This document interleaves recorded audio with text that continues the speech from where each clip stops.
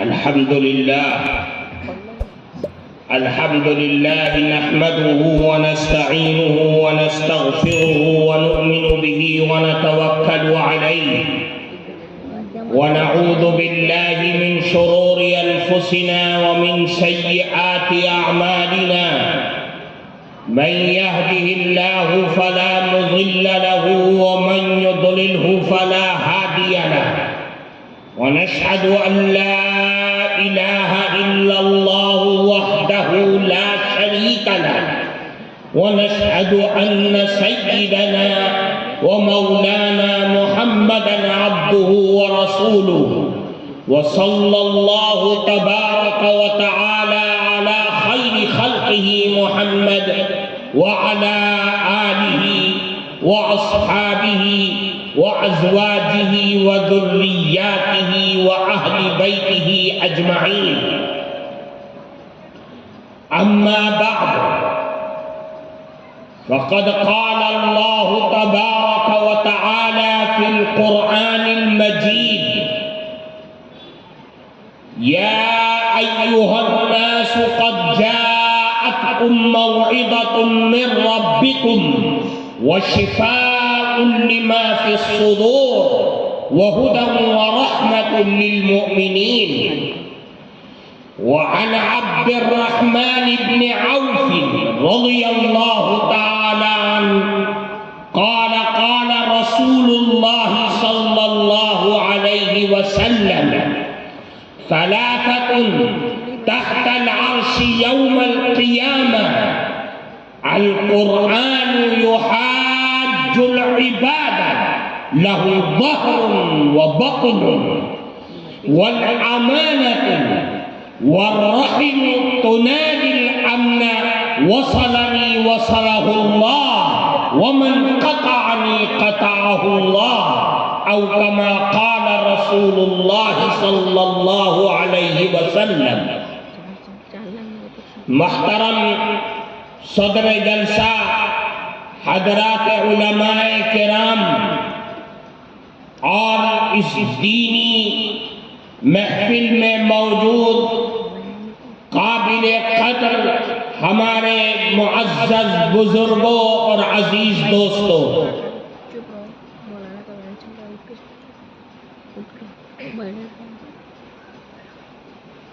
آپ کے سامنے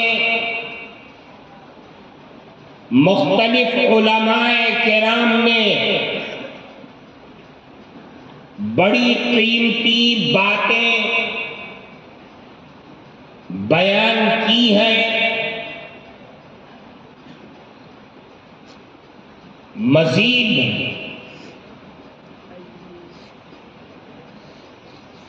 زیادہ بات کرنے کی اس وقت ضرورت نہیں ہے. میں نے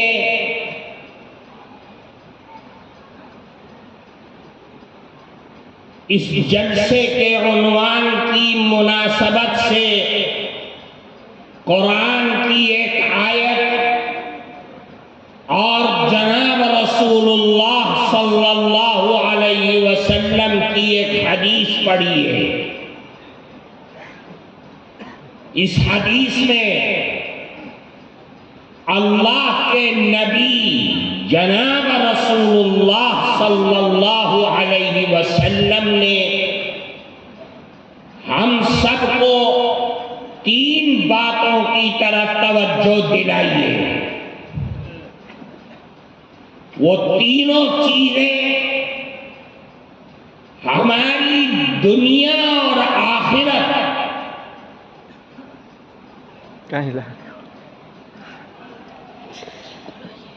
کو آباد کرنے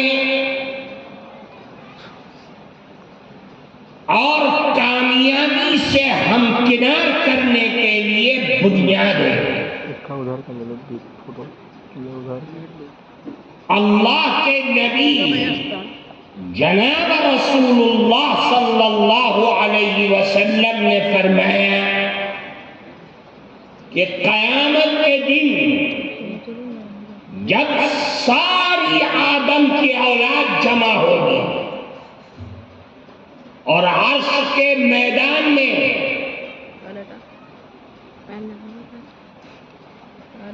جہاں کوئی سایہ نہ ہوگا اللہ کا عرش ہوگا،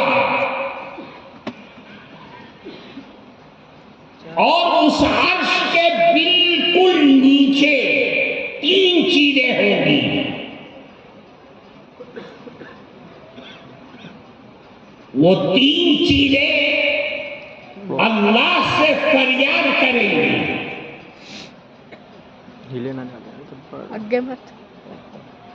کہ اے اللہ، اے بار الہی، اے کائنات کو پیدا کرنے والے اللہ، انہوں نے دنیا میں میرا خیال کیا تھا،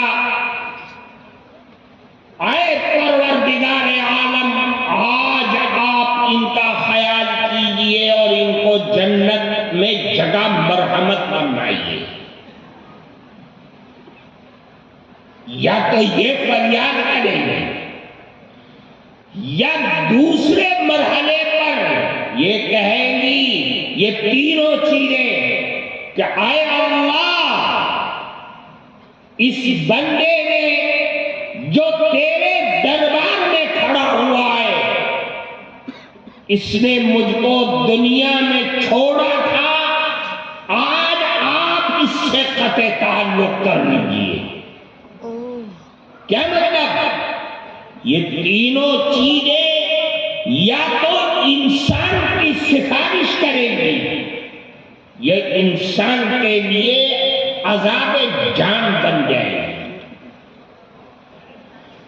اللہ کے نبی فرماتے ان 3 چیزوں میں سے پہلی چیز اللہ کے عرش کے بالکل نیچے وہ کھڑی ہو کر کے فریاد کرے گی، وہ چیز کون ہے؟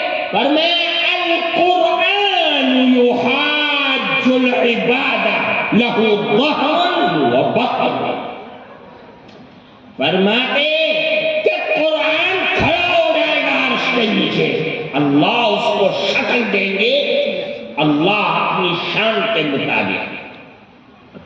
وہ قرآن چیخ چیخ کر کے کہے گا اے اللہ، یہ جو بندہ آ رہا ہے اس نے دنیا میں میرا خیال کیا، مجھ سے محبت کیا، مجھ کو پڑھا، میرے حلال کو حلال اور میرے حرام کو حرام سمجھا تھا، اے پروردگار عالم، آج آپ اس کو جنت عطا کر دیجیے۔ یہ قرآن کہے گا، کس سے کہے گا؟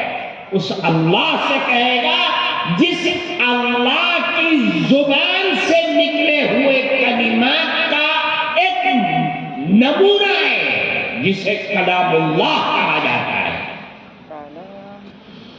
وہ کلام اللہ اللہ کی ذات اور اس کی صفات سے لگا ہوا ایک حصہ ہے، جو اللہ کی ذات اور صفات پر دلالت کرتا ہے۔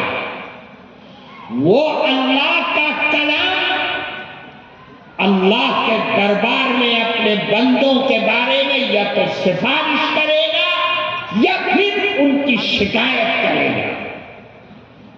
فرماتے قرآن ہے،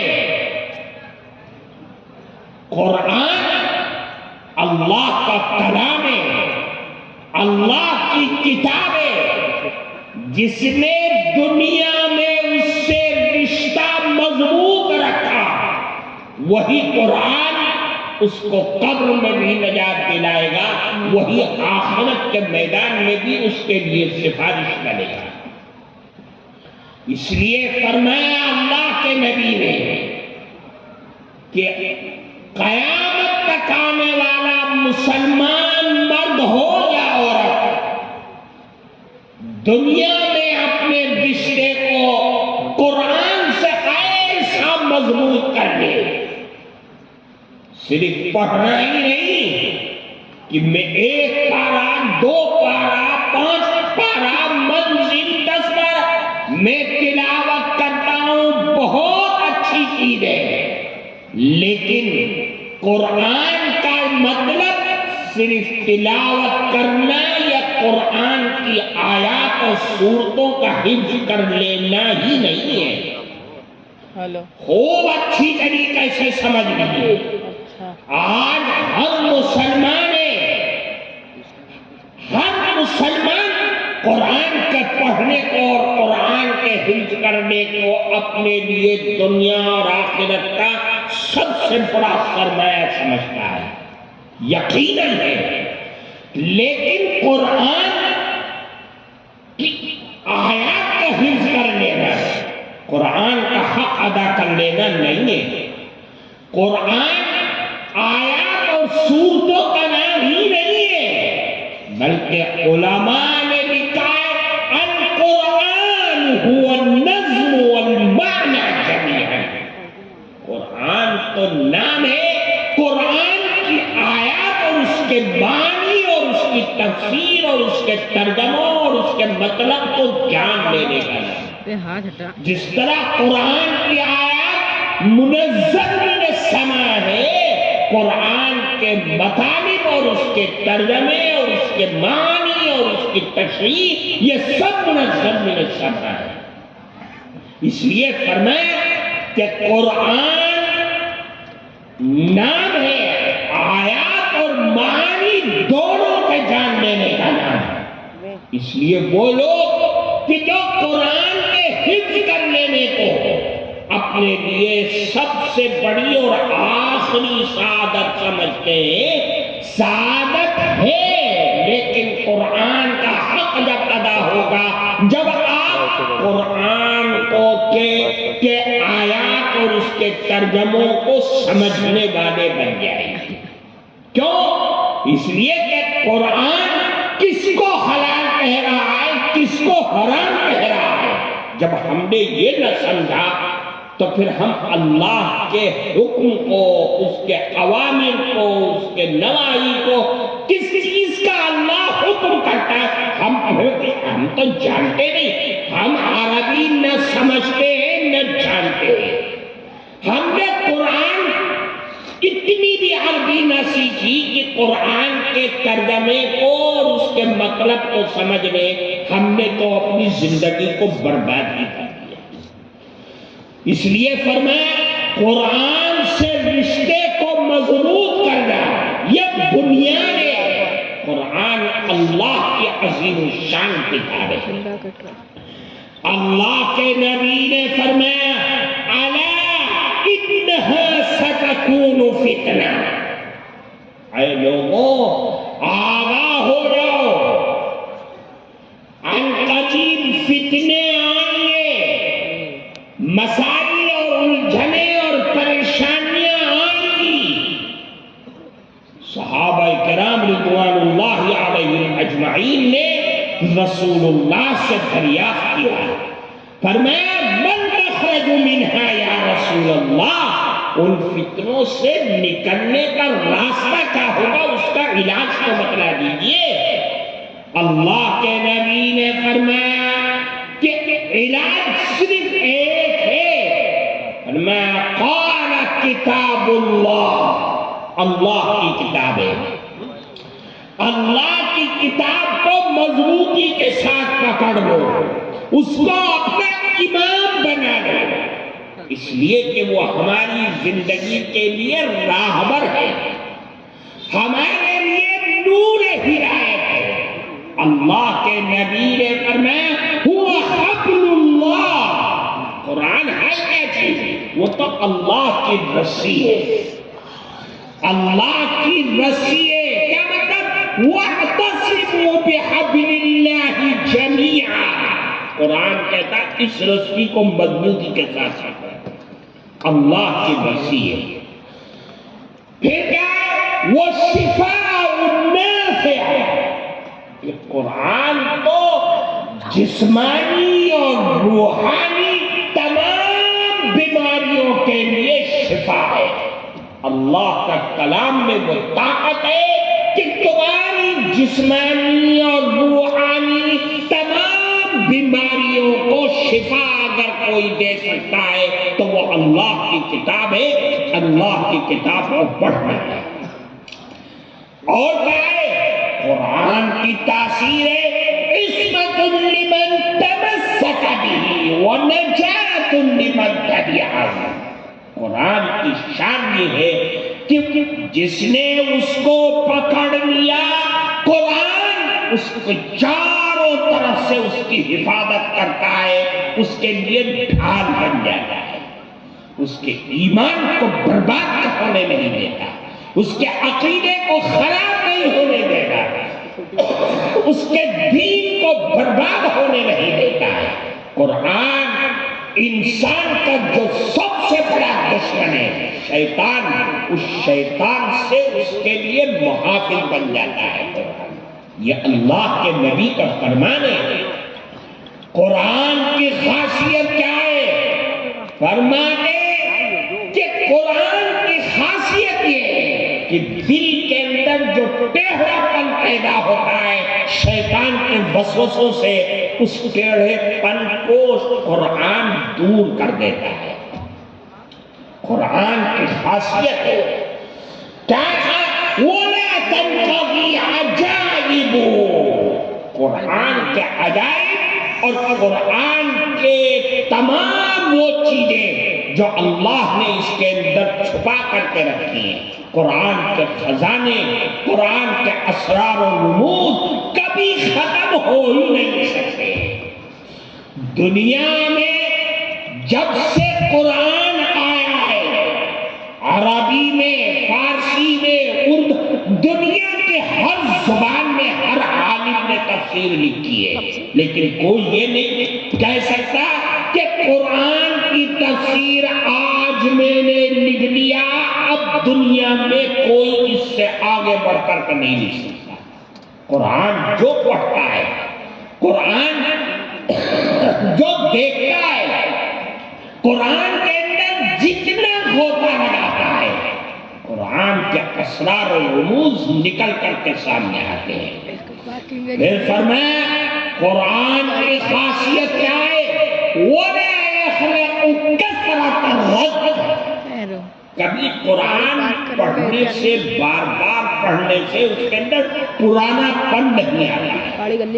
جب قرأت کرنے والا، قرآن پڑھنے والا قرآن کھول کر کے پڑھتا ہے، ادھر قرآن ختم کیا من الجنۃ والناس، اسی بیٹھک اور اسی مجلس کے اندر پھر سورہ فاتحہ پڑھتا ہے اور ایک رکوع سورہ بقرہ کا پڑھ کر کے پھر قرآن بند کرتا ہے اور دعا کرتا ہے۔ کیا مطلب؟ اے اللہ میں نے ختم تو کر دیا تیری شان کریمی سے، لیکن پھر میں نے شروع کر دیا ہے کہ پڑھتا رہتا ہوں، مزہ ہی آتا ہے، کبھی اس کے پڑھنے میں اکتاہٹ نہیں ہوتی ہے۔ یہ قرآن کی خاصیت ہے۔ اللہ کے نبی نے فرمایا قرآن کو پکڑو، قرآن کو اپنا امام بناؤ، قرآن کیا کہہ رہا ہے اس کو سمجھنے کی کوشش کرو۔ کیوں؟ فیہ نبأ من کان قبلکم وخبر ما بعدکم وحکم ما بینکم۔ قرآن کی خاصیت یہ ہے کہ جو تم سے پہلے دنیا میں آ کے چلے گئے ان کی خبریں قرآن بتا رہا ہے۔ وہ بتا رہا ہے کہ جن لوگوں نے اللہ کو نہ مانا، جنہوں نے اللہ کے نبی کو نہ مانا، اللہ نے ان کی شان و شوکت اور ان کی طاقت کہ آسمانوں کو زمین کے اندر دفن کر دیا ایک لمحے کے اندر۔ قوم عاد کو برباد کیا، قوم ثمود کو برباد کیا، قوم لوط کو برباد کیا، فرعون اور اس کے لشکر کو دریا میں غرق کر دیا۔ کون تھے؟ جو اپنے دور اقتدار میں الوہیت کا دعویٰ کرنے والے۔ کون تھے وہ؟ جن کی طاقت کی توتی دنیا میں بولا کرتی تھی، لیکن اللہ اور اس کے نبی کی نافرمانی کی، اللہ نے زمین کے اندر کر دیا. پھر فرماتے تمہارے بعد جو دنیا میں آنے والے ان کی خبریں بھی قرآن میں موجود ہیں. قرآن وہ بھی بتاتا ہے کہ قیامت تک کے حالات کیا پیش آنے والے ہیں. قرآن تمہارے جھگڑے، تمہارے مسئلے، تمہارے آئینی مسائل، تمہارے خاندانی مسائل، تمہارے معاشرتی جھگڑے، ان تمام چیزوں کے فیصلے اگر جاننے ہیں تو قرآن کے اوراق کو پڑھو. قرآن بتلائے گا کہ جھگڑا ہو گیا، تمہارا خاندان برباد ہونے جا رہا ہے، تو قرآن کس طریقے سے فیصلہ کرتا ہے اس کو سمجھو، اس کو سنو، اس پر عمل کرو. قرآن اللہ کے عظیم شان کتاب ہے، ایسی کتاب جو کبھی ختم ہونے والی نہیں ہے. اللہ کے نبی کا ایک فرمان ہے، فرماتے ان اللہ تبارک و تعالی قرأ طٰہٰ و یاسین قبل ان یخلق السماوات والارض بألف عام. اللہ تبارک و تعالی نے آسمان و زمین، آکاش اور دھرتی پیدا ہونے سے 1000 سال پہلے سورہ طٰہٰ اور سورہ یاسین کی تلاوت کی. کون کر رہا ہے؟ وہ اللہ جو ساری کائنات کا بادشاہ ہے، وہ اللہ جس نے دنیا میں اپنے بندوں کو اچھی سے اچھی آوازوں کے ساتھ پیدا کیا، عمدہ سے عمدہ قاری، عمدہ سے عمدہ تلاوت کرنے والوں کو پیدا کیا. وہ اللہ خود اپنی زبان سے، جیسا کہ اس کی شان ہے، وہ سورہ طٰہٰ اور سورہ یاسین کی تلاوت کر رہا ہے. 1000 سال پہلے ابھی نہ آسمان بنایا ہے نہ زمین بنائی ہے. سننے والے کون ہیں؟ آدمی تو ہے نہیں، سننے والے فرشتے ہیں، وہ سن رہے ہیں. فرشتوں نے جب اللہ کی زبان مبارک سے سورہ طٰہٰ اور سورہ یاسین کی تلاوت کی تو کیا حال پیدا ہوا ہوگا فرشتوں کا؟ فرماتے فَلَمَّا سَمِعَتِ الْمَلَائِكَةُ، جب فرشتوں نے اللہ کی زبان سے سورہ طٰہٰ اور سورہ یاسین کی تلاوت سنی تو جب سن کر کے فارغ ہوئے تو 3 جملے ارشاد کرنا ہے، 3 دعائیں دی، 3 مبارک بادیاں پیشین گوئی فرمائی. کنہوں نے؟ فرشتوں نے. فرمایا طوبیٰ لِأُمَّةٍ تَنزِلُ هَٰذَا عَلَيْهَا، کتنی خوش نصیب امت ہوگی جس پر اللہ اپنا یہ کلام اتارے گا. کتنی خوش، وہ خوش نصیب امت حضرت عیسیٰ، حضرت موسیٰ، حضرت ابراہیم علیہ السلام کی امت نہیں ہے. وہ امت کون ہے؟ جسے اللہ کا کلام ملا ہے. وہ امت رسول اللہ کے صدقے میں ہم اور آپ. اللہ نے رسول اللہ کے صدقے میں اپنا کلام ہمیں اور آپ کو عطا کیا ہے. پھر فرمایا وَطُوبَىٰ لِأَلْسِنَةٍ تَتَكَلَّمُ هَٰذَا، کتنی خوش نصیب زبان ہوگی جس زبان سے اللہ کا یہ کلام ادا کیا ہے. فرشتے تو پڑھ نہیں سکتے، نہ ان کو حکم ہے. کون پڑھ رہا ہے؟ اللہ کے آخری نبی کی یہ امت جو گناہوں سے لت ہے، گناہوں میں ڈوبی ہوئی ہے، اور اپنی گندی زبان سے کس کا کلام؟ ساری کائنات کے بادشاہ کا کلام ہم اور آپ اپنی زبان سے ادا کر رہے ہیں. یہ اللہ کی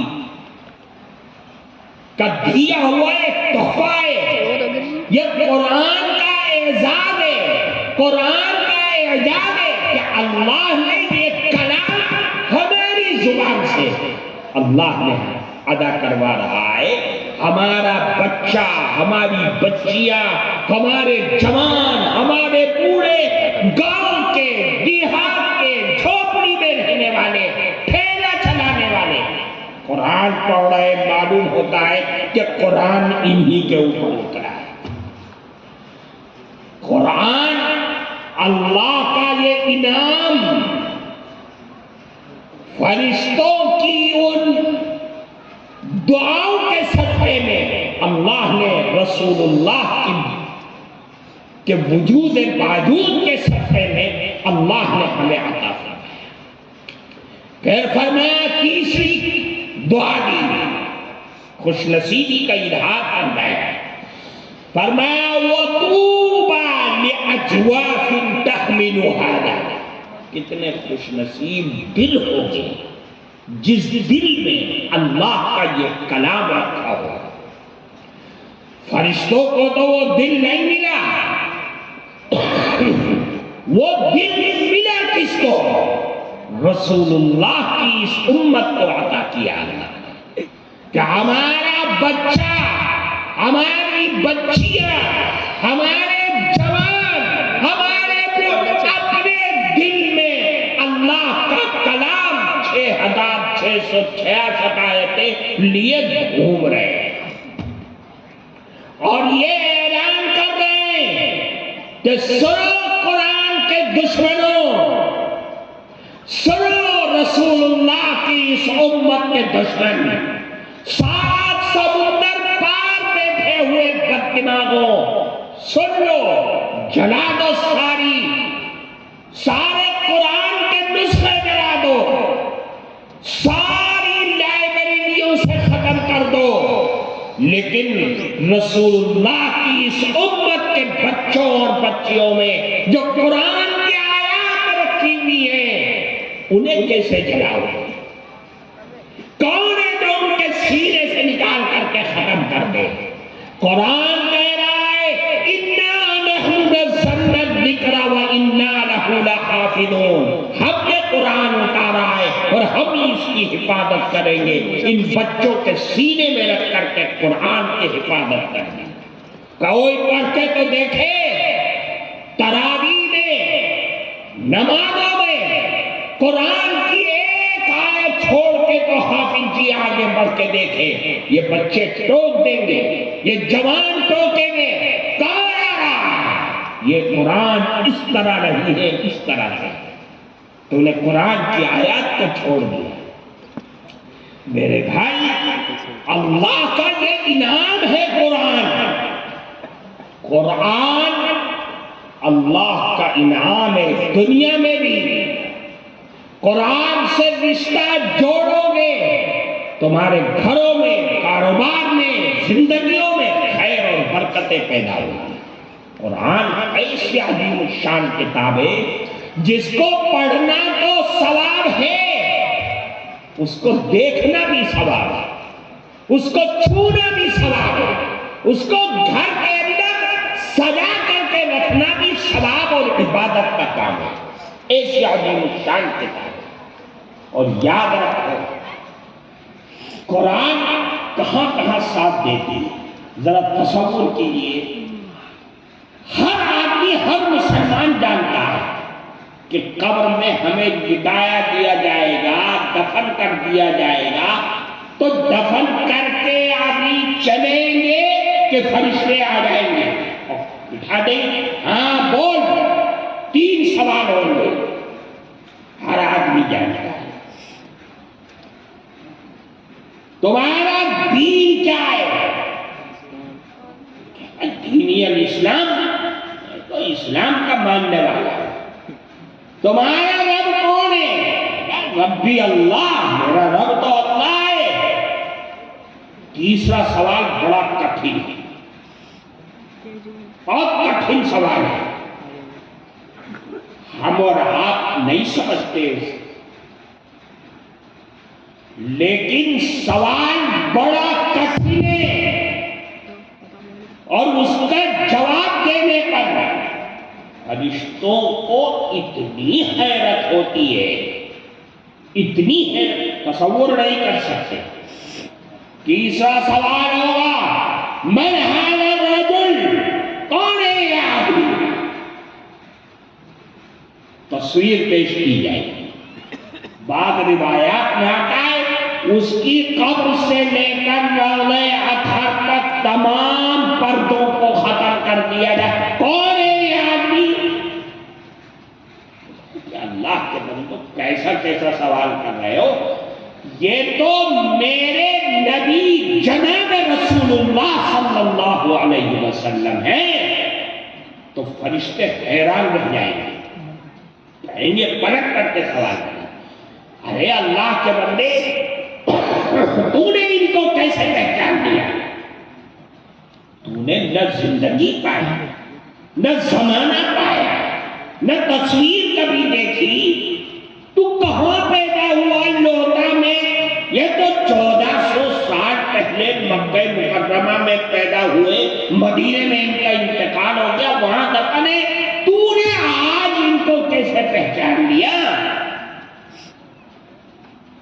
تو وہ کہہ گا ارے اللہ کے بندے کیا ہو گیا ہے تم کو؟ ارے میں نے ساری زندگی ان کے سینے مبارک پر اترنے والے قرآن کے ایک ایک حرف کو سچا جانا ہے، پڑھا ہے، سمجھا ہے. میں نہ پہچانوں ان کو تو کون پہچانے گا؟ یہ تو رسول اللہ ہے. آپ دیکھیے، تصور کیجیے، پتہ یہ چلا کہ اس تیسرے سوال کو اگر حل کرنا ہے تو قرآن کی آیات اور اس کے الفاظ کے اندر آپ کو گھوتا لگانا پڑے گا. کیوں؟ اس لیے کہ رسول جس طرح قرآن کی آیات میں اللہ کی معرفت چھپی ہوئی ہے، قرآن کے ہر الفاظ کے اندر رسول اللہ کی ذات بھی چھپی ہوئی ہے. قرآن کو پڑھنا ہے، پڑھنے والا جس طرح اپنا رشتہ اپنے اللہ سے مضبوط کرتا ہے، اسی طریقے سے اس کا رشتہ رسول اللہ سے بھی مضبوط ہوتا ہے. قرآن سے تعلق ہوگا تو قرآن کا یہ تیسرا سوال حل کرنے میں کوئی دقت پیش نہیں آئے گی.